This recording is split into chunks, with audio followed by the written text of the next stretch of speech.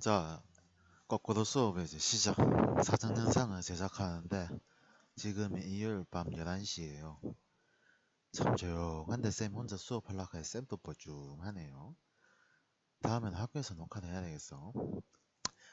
자, 그래서 소리가 좀 조용한 거를 이해를 좀 해주세요. 그리고 사전 영상은 원래 최대한 짧게 해야 되는데 처음이라서 조금 길어질 수도 있어. 이해를 좀 해주고 서로 처음일 때는 서로 좀 양보 이해를 좀 해주세요. 쌤도 참 뻘쭘합니다.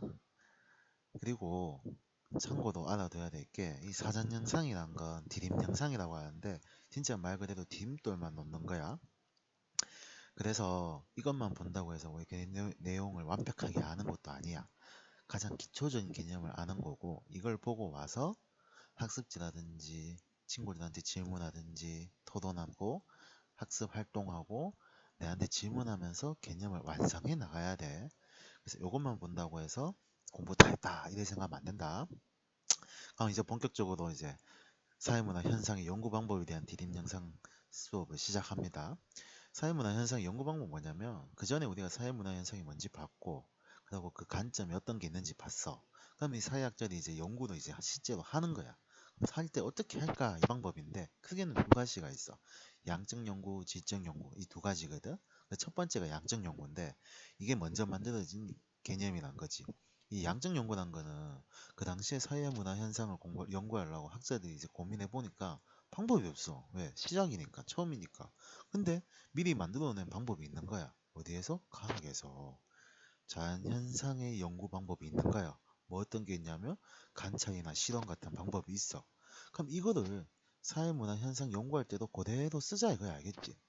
근데 자연현상을 연구하는 관찰과 실험을 왜 하냐면 어떤 조건 하에서는 어떤 일이 무조건 일어난다. 법칙을 만들고 모든 상황에 적용시키는 이론을 만드는 게 핵심이거든. 그래서 관찰하고 실험을 한단 말이야. 그러면 이 사회문화 현상의 연구의 시작도 처음부터 자연과학의 방법을 썼기 때문에 일반화가 법칙 이거 만드는 게 목적이 되는 거예요. 무슨 방법을 써서 관찰과 실험 같은 걸 써가지고 이렇게 생겨난 게 양적 연구라고 합니다. 알겠지?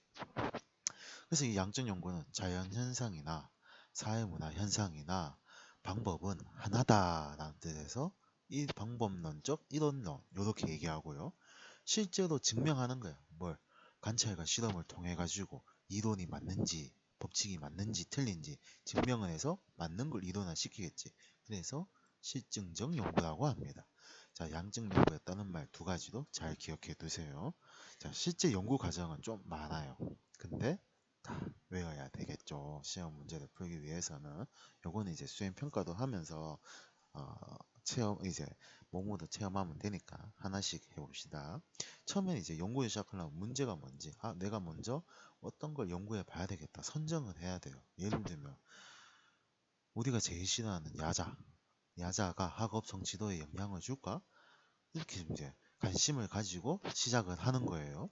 근데 이 양적 연구에서 가장 중요한 건 뭐냐면 이겁니다. 미리 결론을 지어 놓고 시작을 하는 거야. 그 결론이 맞는지 틀린지 확인하는 과정이 이 전체의 과정이에요. 그게 맞으면 결론으로 나오고 틀리면 새롭게 미리 또 결론을 지어두고 검증해서 맞을 때까지 나오는 거야, 하는 거야. 그래서 이 양적 연구의 핵심은 가설 설정입니다. 이 가설이 미리 결론 짓는 거, 잠정적인 결론 이렇게 말합니다. 즉 야자를 하면 학업 성취도가 높다. 반대로 야자를 하면 학업 성취도에 영향 없다. 이런 식으로 미리 결론을 지어놓고 시작하는 게 양적 연구의 핵심이에요. 대신에 이 가설을 세울 때는 꼭 요 조건을 갖추고 있어야 돼. 뭐 원인과 결과로 어떤 조건이 있으면 야자를 하면 혹은 야자를 안 하면 결과 학업 성취도가 높아진다, 낮아진다. 즉 인과관계로 만들어야 돼. 그래야지 검증하기 편하거든. 그 원인에 따라서 결과가 나오는지 안 나오는지 확인하기가. 인과관계보다 좀 약한 말이 상관관계야. 인과관계는 반드시라면 상관관계는 그럴 가능성이 높다 이거지. 그럼 이제 미리 이제 결론을 지어놨어. 가설이란 걸 만들었어. 그럼 이제 실제로 이 가설이 맞는지 틀린지 연구를 해야 되는 거예요. 연구는 어떻게 누구도 하고 자료 수집은 어떻게 하고 분석은 어떻게 하고 연구기관은 어떻게 하는지 큰 틀을 잡는 거지. 근데 여기서 진짜 중요한 개념이 요겁니다. 이거를 거의 모든 사회문화 현상에는 꼭 해야 돼. 왜? 사회문화 현상은 눈에 잘 안 보이거든.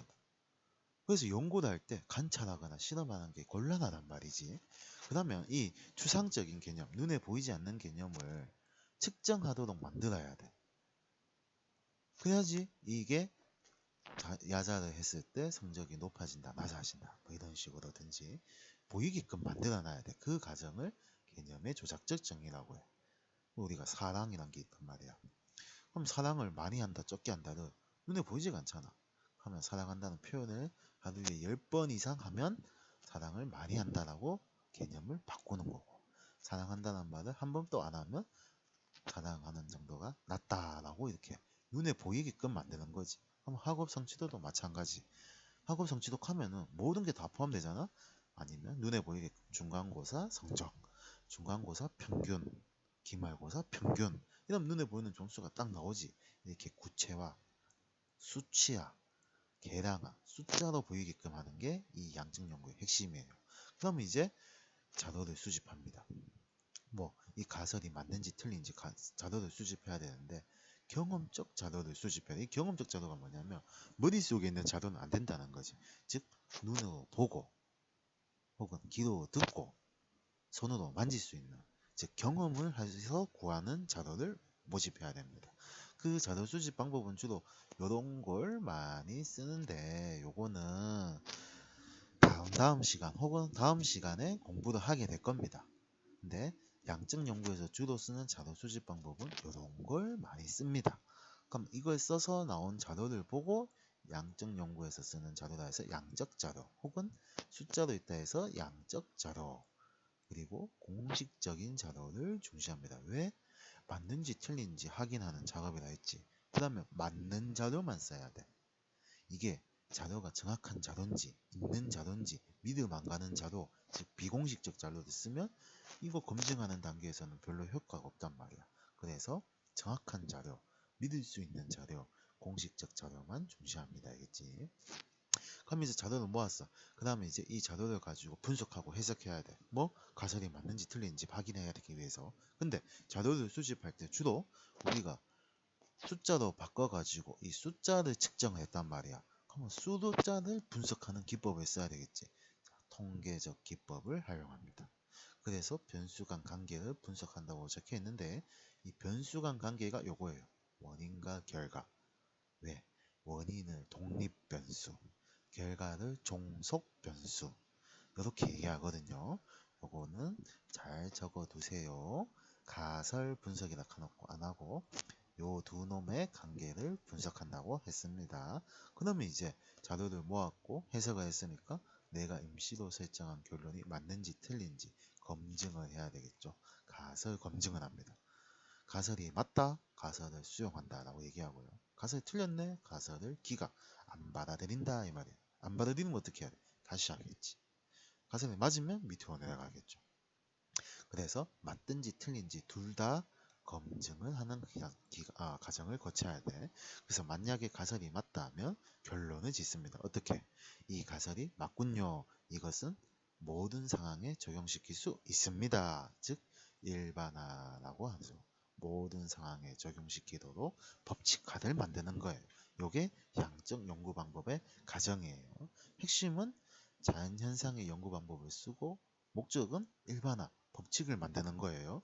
그 과정에서 핵심은 가설을 만들어서 그걸 검증하는 거고, 이 가설이란 놈을 검증할 때는 숫자로 눈에 보이도록 구체화된 개념을 쓰는 게 핵심이다. 이게 양적 연구의 특징입니다. 요거 잘 필기해 두세요.